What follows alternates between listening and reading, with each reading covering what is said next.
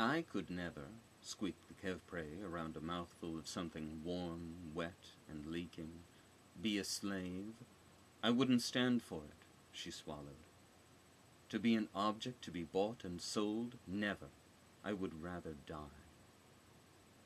Would you? Asked the Verlaine, eyeing the long thread of saliva dangling from the Kevpray's maw. I wouldn't. I have no interest in dying for anybody. You'd rather make the other guy dead, the Simondons nudged, picked up a narrow-necked vessel and drank from it. Of course, the Verlaine agreed. But if it came to death or capture, give me capture. So I'm a slave of the state for a few years. I can handle that. I prove myself and bang, I'm back in society. Prove yourself to who? My masters. Who did you think? You just switch sides? Switch sides or die? I switch sides. What, you'd rather die? I wouldn't have a choice, the Simondons admits. I wouldn't either, the Kevpray. I don't understand a thing you're talking about, the Islite laughed, stuck a couple of carrot sticks up his nose, reaching for comedy, reaching, took out the carrots. You're talking about treachery, the clocks admonished with much gesticulating of a dagger, not slavery. I'm talking slavery, the Verlaine raised her chin. After capture. Surrender, you mean?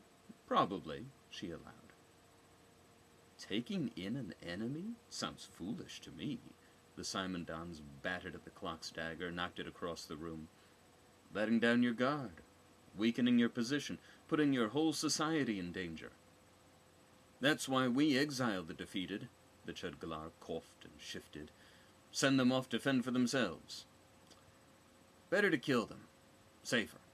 Better for you. Not so good if you're on the other side. Sometimes you lose. Only once in your case. Waste a good talent. Exactly the point. How about you? The question went to the Fend. You kill him, turn him, or send him out into the desert? Which would pretty much be killing them, am I right? Whatever. So? Well, the Fend tried to focus. She'd been introduced to Islite liquor and found that although it spread a wonderful sense of warm well-being throughout her body, it seemed to have turned her tongue into cotton.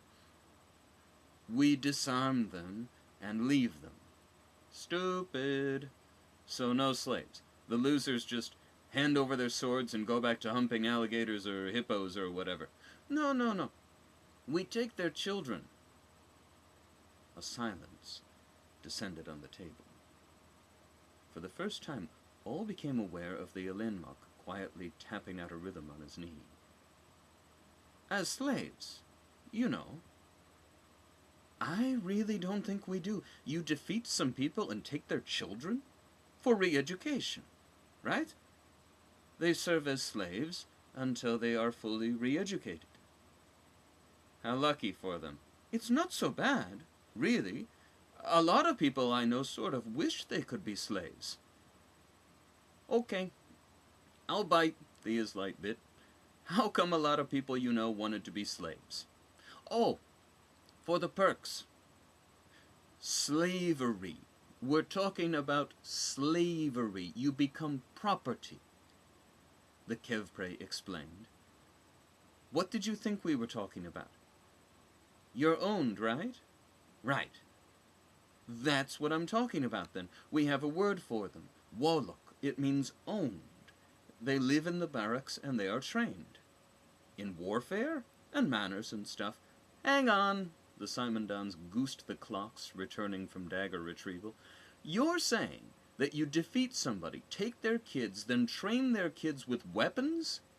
Good thinking. Well, of course. They are taught properly, and a lot of them do very well. Some of them have really high positions later on. All the Empress's personal guards are Wolok. There was a pause, as the Empress's name was praised for a while. You still lost? Yep, the Islite cheerfully reported. Well, I'm right there with you.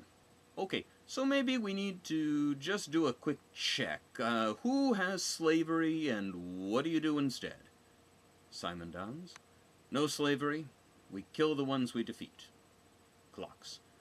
We have slavery, but it has nothing to do with who we defeat. Chitgalar. No slavery, exile. Kevpre. No slavery. Basically, we kill the ones we defeat. Sometimes they are allowed to run. Verlaine. Slavery. We accept the defeated as slaves. Fend. Slavery. Warlock. Islat. No slavery, period. I want to go back to you, pointing at the clocks. What the hell? Ran his palm over the table. A caricature of a very confused Islite appeared on the wood, slowly drifted away. People become slaves because they can't meet their commitments. Usually that's a guild issue, but it could be just a financial problem. They can't do what they said they'd do, or they can't pay or whatever, so they get kicked out of their guild. And they become slaves. Exactly. So what do you do with captured enemies? They run. You let them? Hold on, let's go back again. The new caricature was a dog chasing its tail. The Simondons sneered at it. The Kevpre eyed it with culinary interest. Folks lose all their money, and they become slaves? Yes. See, this is why we don't have any money, eh? The Islite tried to bring the Elenmark into the conversation. Failed. So who owns them? Sorry? If they become slaves, who owns them? Hang on, that goes for you too. Who owns these slaves? Everybody. The Empress. Another pause for praise. If everybody owns the slaves, then anybody can tell them what to do. Yes. Must be busy. Some. Depends on how badly they messed up. So people hold grudges. Everywhere. Everybody. Come on. Well, everybody had to pretty much agree to that. Sooner or later, they probably pay off their debt or whatever, and they have a chance to get back in a guild. How do you know who's a slave and who isn't? It's in the clothing, right? Right. Always in the clothing with you clocks. That's because the system works. Especially if you're a slave. Then you work your ass off. Am I right or am I right? Nobody much cared to answer. So hang on. Why not just put on some guild clothes and then nobody knows you're a slave? For that, we kill you. Right.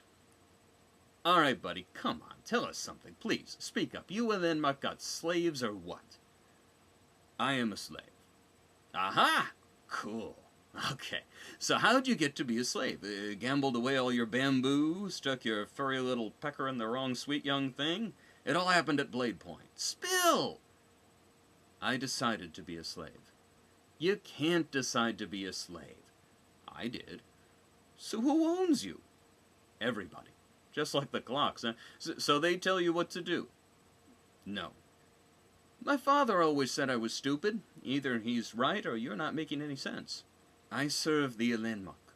They don't like it, so they don't ask me to do anything, so I just serve them the best way I know how. And that's why they call you lost. Yes. You're lost by me too, buddy, but I love you anyway. You want to be my slave? Well, I guess I might dream up something you could do for me, like maybe order me another bowl of this thing they call stew? I don't serve you. The Kevpre stood, narrowly avoided smacking her head on the ceiling. Again. I'll get you your stew, if I can have the garnish. The hamster? All yours. Don't let anybody try to make you a slave. You'll just off yourself, and Tubby here won't get his third bowl. Oh, I'm not too worried about anybody here making me a slave. What are you? Half my size? And the view is extraordinary. The Kevpre weaved off between tables, headed for the counter. She's all right. She left you a tooth. I think it's love. Awful touchy about the slavery business. Aren't we all? Not me.